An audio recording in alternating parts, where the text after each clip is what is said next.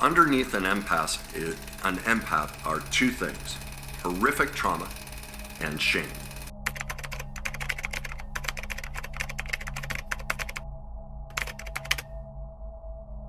Have you ever walked into a room and felt sadness before anyone spoke? Or left a conversation feeling like you'd been drained, even though nothing seemed out of place? You might think you're just sensitive or intuitive, but what if the truth is deeper and more dangerous than that? The hidden trap of feeling too much. Carl Jung, one of the most influential minds in psychology and spirituality, once wrote, "The meeting of two personalities is like the contact of two chemical substances. If there is any reaction, both are transformed."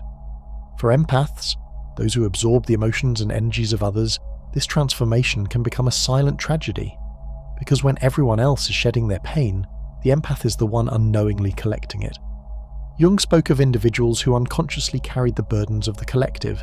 He warned about the power of the unconscious shadow, the part of ourselves we repress, deny, or fail to see.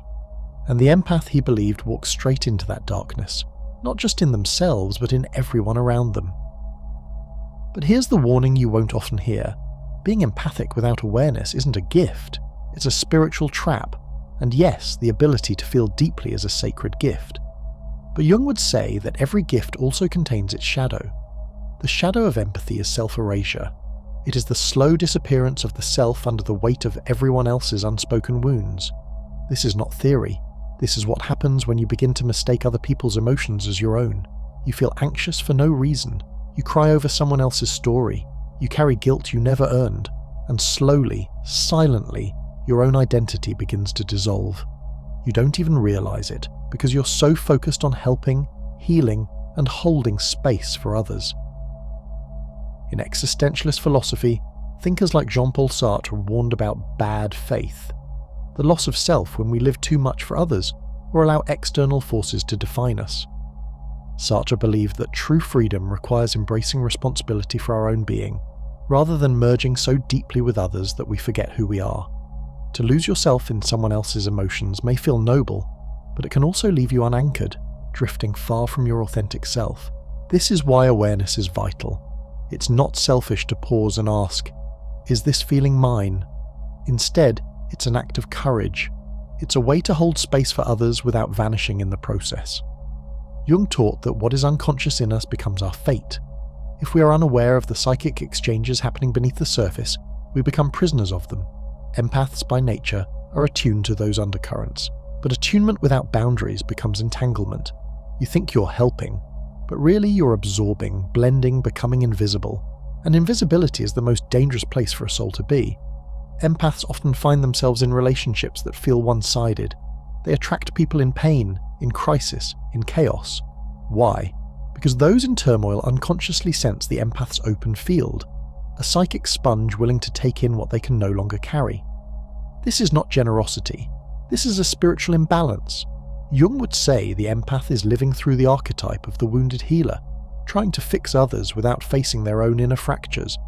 Eventually the empath breaks, not in public, not with fanfare, but privately, slowly, quietly. Exhaustion, depression, anxiety, chronic illness. These are often signs that the soul is collapsing under unacknowledged psychic weight. And yet, the empath rarely blames others. They continue to show up, they continue to smile, they continue to give until they disappear entirely, even from themselves. Carl Jung's work reminds us that the path to healing begins with awareness. You cannot save anyone if you do not first save yourself. You cannot carry another's sorrow if you have not learned how to release your own. You cannot be a light if you do not protect your flame. And this is where the true journey begins. The empowered empath is not someone who absorbs everything. The empowered empath is someone who feels without fusing, who holds space without dissolving, who senses suffering without making it their home. Jung would say this is the journey of individuation, the process of becoming your whole self, not in reaction to others, but in alignment with your deepest truth. So if you've been feeling drained lately, if you've been feeling lost in emotions you can't explain, if you've been disappearing into other people's problems, hoping they'll finally see your worth, stop, breathe, come back. Your sensitivity is not the problem. Your lack of spiritual boundaries is, you were not meant to be a vessel for everyone else's pain. You were meant to feel the world deeply, but not at the cost of your own soul. Jung would not ask you to harden your heart. He would ask you to meet your shadow, to ask yourself why you keep giving more than you receive, to see if your empathy is rooted in love or in the fear of being unchosen, unheard, unseen. Because until you see why you overextend, you will keep doing it. And it won't be noble, it will be self-betrayal dressed as compassion. The truth is, the world doesn't need more burnt-out empaths. It needs conscious ones, souls who feel and stay whole. That begins with learning to discern what is mine and what is not. What am I really feeling? And most importantly, what do I need? When empathy becomes survival. Before empathy became a spiritual trait or psychological label, for many it was a survival mechanism. To understand why so many empaths suffer silently, we must trace their sensitivity not just to the soul, but to the earliest chapters of their lives. Carl Jung taught that our psyche is not formed in isolation. It is shaped through experience, emotion, and environment, especially during childhood, when the personality is most impressionable. This is when many empaths unknowingly begin their training, not in love, but in defense, not by choice, but by necessity. Empaths are often born into homes where emotions ran high, but clarity ran low. Places where one parent was volatile, unpredictable, or emotionally absent. To survive in such homes, many children unconsciously developed the ability to sense subtle shifts in tone, mood, or body language. They became emotional thermometers, always reading the temperature of a room, always bracing for change. Not because they were born this way, but because they had to be. This is a wound, not a gift. Jung's concept of the complex comes into play here. He explained that when trauma, emotion, and memory merge into a repeated inner experience, a complex is formed. For the empath, the complex might sound like this: if I can keep others calm, I will stay safe. Or, if I can feel what they need, they will love me. This wiring doesn't vanish as they grow, it deepens. In adulthood, this same empath finds herself surrounded by people who take more than they give. She feels responsible for their moods. She anticipates their needs before they ask. She says yes when she wants to say no, afraid of becoming too much or not enough. These aren't random behaviours, they're echoes of a nervous system trained in emotional vigilance. Jung's shadow work reminds us that what is repressed in the unconscious rules our life from behind the scenes. So if you've never questioned why you attract wounded souls, why you shrink your truth to keep the peace, or why you mistake intensity for intimacy, you're likely still living through your old survival script. This idea echoes the words of Rumi, the Sufi mystic, who said, "Try not to resist the changes that come your way. Instead, let life live through you. And do not worry that your life is turning upside down. How do you know that the side you're used to is better than the one to come? Until you bring awareness to these unseen patterns, they will keep pulling you into the same cycles, disguised as fate." Here's the dangerous part. Our culture often praises this. You're told you're kind, loyal, such a good listener. But the truth is more complicated. When empathy is driven by fear of abandonment, rejection, or confrontation, it's no longer empathy. It's performance. It's self-protection disguised as selflessness. And over time, that performance costs you your voice. Jung calls this a fragmented self. The empath becomes split. One part genuinely wants to help, while the other is exhausted, bitter, or resentful. But because the empath identifies so strongly with being the healer, they don't allow themselves to acknowledge this resentment. They push it down, they keep giving, they keep smiling, until one day they can't. This collapse doesn't always look dramatic. Often, it looks like withdrawal, burnout, numbness, a sudden loss of joy in activities once loved, a quiet grief they can't explain. Because somewhere along the way they lost track of where they ended and others began. And that blur between self and other is the spiritual root of empath fatigue. Jung taught that healing begins by bringing the unconscious into consciousness. So if you're an empath reading this, the first step isn't to fix yourself, it's to witness yourself, to ask gently but honestly, when did I first learn to feel for others more than I feel for myself? You may remember a childhood memory, you may not, but your body remembers. Your nervous system still reacts as if it's unsafe to take up space, still acts like peace depends on how well you can read the room, still believes that to be loved, you must earn it through sacrifice. None of that is your fault, but it is now your responsibility to unlearn it. Carl Jung believed that the path to wholeness, individuation, meant meeting these old patterns head-on, not with shame, but with understanding. When the empath begins to do this, a quiet revolution begins. She stops interpreting her overgiving as nobility. She starts seeing it as conditioning. And in that awareness, she finds a choice she never knew she had. She begins to speak up. She begins to say no. She begins to feel uncomfortable being needed, until she learns how to feel safe being whole. This isn't about becoming selfish or hard-hearted. It's about restoring balance. Because true empathy doesn't mean carrying others' pain. It means witnessing it, honouring it, and then returning to your centre. The wounded healer and the hidden burden. Why do so many empaths become counsellors, coaches, healers, or spiritual guides? Why do they feel a pull toward helping professions, spiritual practices, or energy work? Carl Jung's exploration of archetypes offers an answer that feels both affirming and cautionary. He would say many empaths walk the path of the wounded healer, an archetype rooted not in superiority or spiritual mastery, but in unresolved pain. The term wounded healer comes from ancient mythology, particularly the story of Chiron, a centaur who could heal others but could never heal his own wound. Jung revived this archetype in psychology to describe people who feel drawn to alleviate suffering in others because they know what suffering feels like in their bones. For the empath, this story is especially relevant. Their ability to feel others' emotions so deeply isn't just intuition, it's recognition. They know grief, shame, isolation. Not theoretically, but intimately. This is why their compassion runs deep. But this is also where danger lives. When an empath becomes a healer without tending to their own shadow, they risk enmeshment, burnout, and boundary collapse. They may take on the pain of others not just out of love, but out of a need to distract from their own. They may feel more comfortable focusing on others because their own inner landscape still feels too raw, too chaotic, too unknown. Jung warned that this can become a trap, a way of spiritual bypassing disguised as purpose. He would say that the healer must know their wound, not deny it. They must walk through it, not around it. Otherwise their service will not be clean. It will be laced with unspoken expectations. If I help you, maybe I'll feel whole. If I heal you, maybe I'll be worthy. These subtle dynamics may not be conscious, but they are real, and over time, they erode both the healer and the healing. Many empaths are praised for their sensitivity, their wisdom, their intuition. But praise can be seductive. It can convince them they're further along than they really are. It can make them skip over their own trauma under the belief that their gifts somehow cancel out their wounds.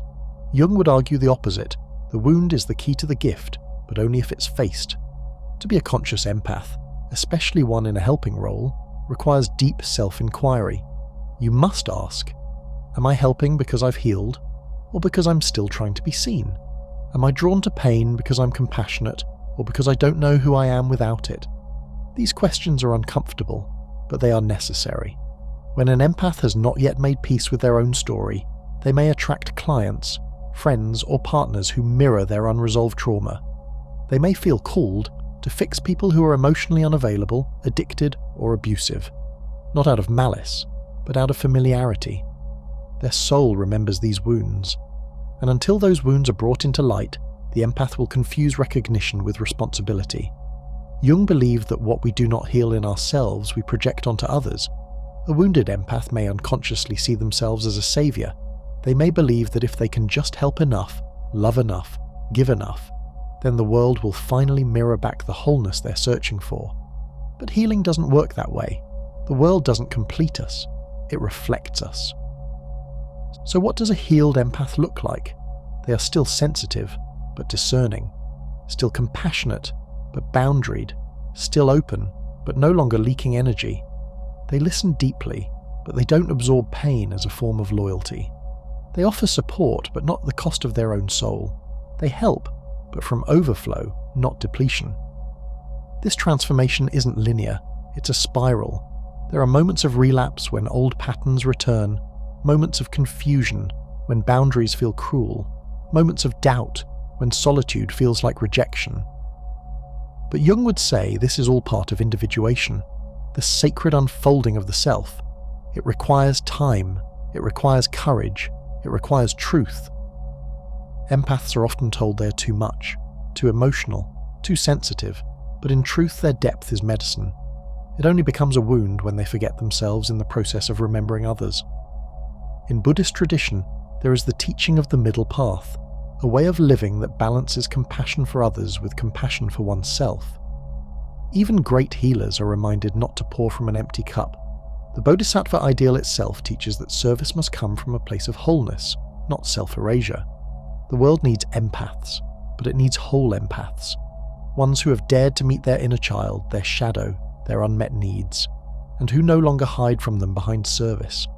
Healing others is noble, but not if it costs you your own soul. The spiritual cost of carrying what isn't yours. There's a hidden cost to being the one who always understands, always forgives, always says yes. For empaths, this cost is often paid not in money, but in energy, in the fatigue that settles in your bones, in the migraines that come without warning, in the chest pressure that no scan ever explains. And yet, so few connect these symptoms to a lifetime of emotional overextension. Carl Jung warned us that what we do not make conscious will return as fate. For many empaths, that fate is chronic exhaustion, inexplicable illness, or a persistent sense of spiritual depletion. These aren't coincidences, they're consequences. Consequences of carrying other people's emotions, stories, trauma, and darkness for years, sometimes lifetimes, without realizing that compassion is not the same thing as containment. When Jung spoke about the psyche, he did not separate it from the body. He understood what mystics, shamans, and Eastern philosophies have always known. The body holds memory, not just personal memory, but ancestral, energetic, and collective memory. So when an empath constantly absorbs others' emotions, whether out of kindness or compulsion, those emotions don't simply vanish. They settle. They settle in the shoulders, in the stomach, in the lower back. They settle in the nervous system's wiring, tightening the body into constant alertness.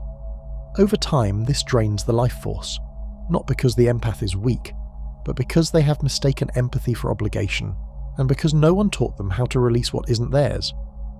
This is why so many empaths are drawn to healing practices, spiritual rituals, or energy work. Not for performance, but for survival. Somewhere within, their soul remembers that healing must involve the unseen, the symbolic, the energetic, and yet many still struggle. They meditate, journal, sage their homes, but feel no lasting relief. Why? Because they are still holding. Jung emphasized the necessity of symbolic release. He believed that healing requires conscious ritual, a way to tell the psyche, I see you, I honor this, and I now let it go. Without this symbolic discharge, the unconscious keeps recycling the same patterns, hoping one day you'll finally pay attention. For the empath, this means creating regular practices of emotional hygiene, not just for calm, but for clearing, not just for peace, but for sovereignty. It means pausing after conversations and asking, what did I absorb that isn't mine? It means scanning your body and asking, what tension belongs to someone else?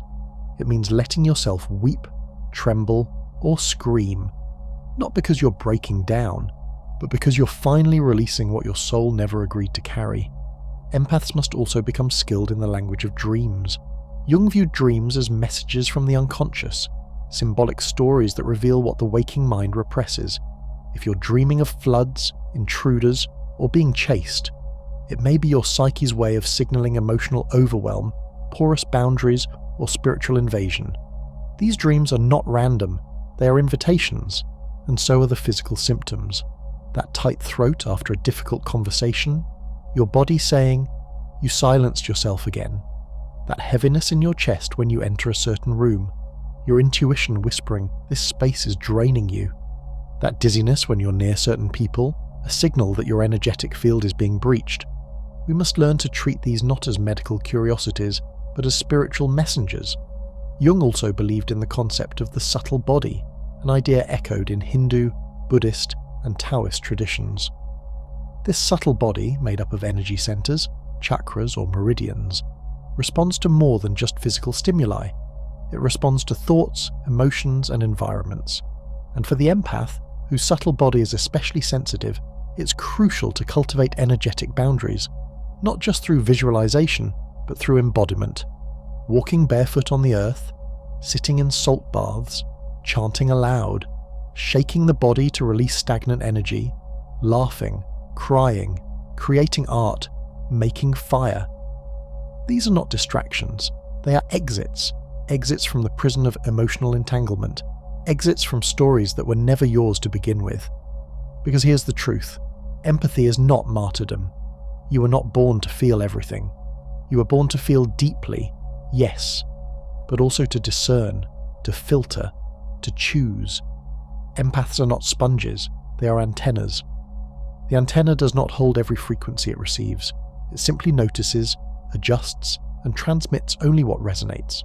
This echoes findings from a psychological study on emotional regulation and empathy, which showed that while empathy involves sharing in others' emotions, healthy empaths use self-other distinction to avoid emotional burnout.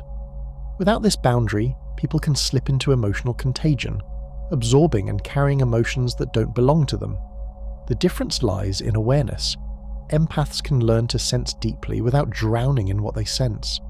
This shift, from sponge to antenna, is the difference between burnout and embodiment, and it requires a radical act, reclaiming your right to not carry what you did not cause.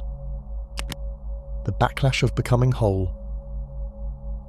Not everyone will celebrate your healing. That's the truth few talk about. The moment an empath stops self-sacrificing, setting themselves on fire to keep others warm, the world around them often begins to shift, and not always in pleasant ways. The very people who once praised your sensitivity, your big heart, your selflessness, may now call you cold, selfish, or distant. But Jung warned us, the path of individuation, of becoming your true self, is not a popularity contest. It is a spiritual revolution, and every revolution shakes the system that came before it. When an empath begins to reclaim their energy, the people who once fed on it feel the withdrawal like a drought. This isn't always malicious. It's often unconscious. They were simply used to your yes, your immediate emotional labor, your silent tolerance of what hurt you. But the moment you draw a boundary, they feel it as betrayal. Not because you've wronged them, but because you've disrupted a dynamic that served them. This is what Jung referred to as the tension between the persona and the self. The persona is the mask we wear to survive, especially in social settings. For many empaths, this mask is shaped like a caregiver, a peacekeeper, or an emotional container. But the self, the deeper, truer self, does not want to live behind a mask. It wants to speak, to set boundaries, to take up space. And when you begin to live from that place, the mask starts to fall away. Some will applaud, others will attack. This is not a sign you're doing something wrong. It's a sign you're no longer playing roles that keep others comfortable. Carl Jung spoke about the shadow, the parts of ourselves that we reject, suppress, or deny. But he also warned that other people project their shadows too. When you, as an empath, begin to say no, to choose yourself, to walk away from codependent dynamics, others may project their unhealed wounds onto you. You become too much, not enough, different. You become the mirror they weren't ready to face. This is the cost of wholeness. It's not unusual for empaths on the path of healing to find themselves isolated for a season. Friendships dissolve, relationships shift, family patterns break. It can feel like abandonment, but Jung would frame it differently. He would say it is the necessary death of the false self, the persona that once kept you small and agreeable, and with that death comes rebirth.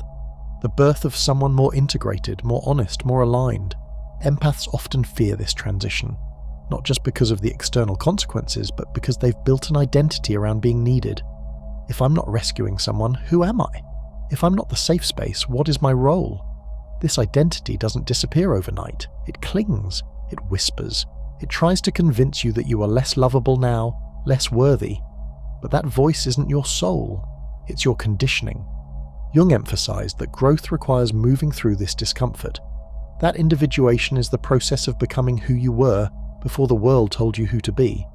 For the empath, that means choosing authenticity over approval, truth over tolerance, alignment over attachment. One of the hardest lessons for empaths is realizing that being kind and being good are not always the same. Sometimes the most spiritual act is walking away. Sometimes the most compassionate thing you can do is not answer that message, not hold that space, not fix that crisis. Because healing is not about always saying yes. Healing is about learning when yes becomes self-betrayal. And yet, this transformation doesn't make you bitter. It doesn't harden you. It clarifies you. You still feel deeply. You still love fiercely. But now your love is anchored. It has roots. It doesn't bend with every gust of guilt. It doesn't collapse under the weight of someone else's expectations. In this stage of evolution, many empaths find themselves drawn to solitude, not because they hate people, but because they finally love themselves. They walk through the world differently. Their yes becomes a sacred offering, not a default. Their no becomes a form of protection, not punishment. They begin to trust the wisdom of their body, the messages of their dreams, the instincts they once silenced.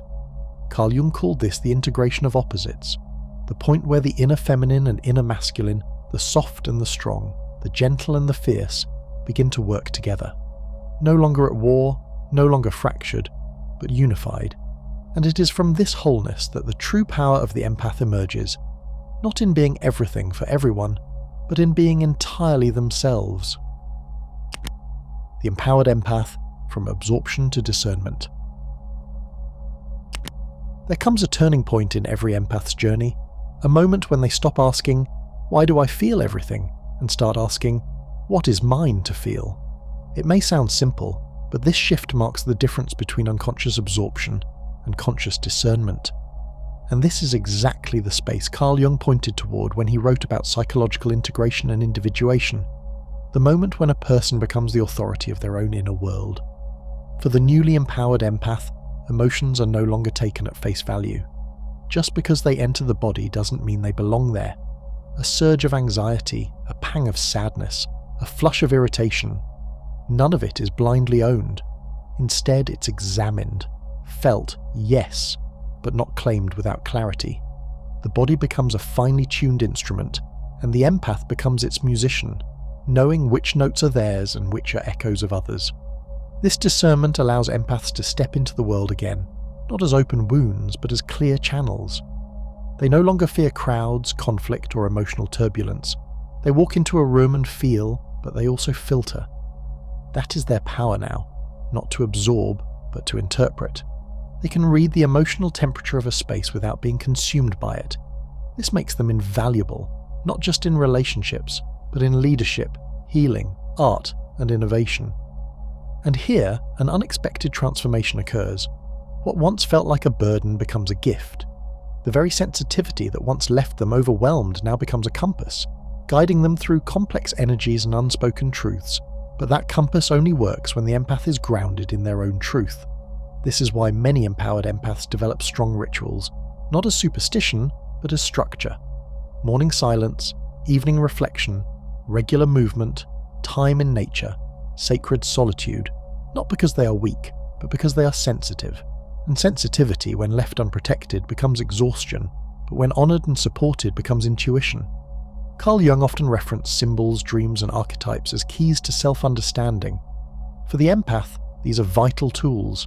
Their dreams are not just random firings, they are maps. Their emotional shifts are not mood swings, they are messages.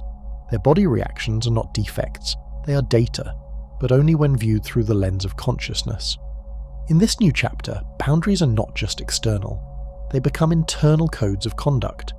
What media they consume, what conversations they entertain, what people they engage with, it's all filtered through the question, does this nourish or drain my spirit? And slowly, the life around them begins to change to match the inner clarity they've cultivated.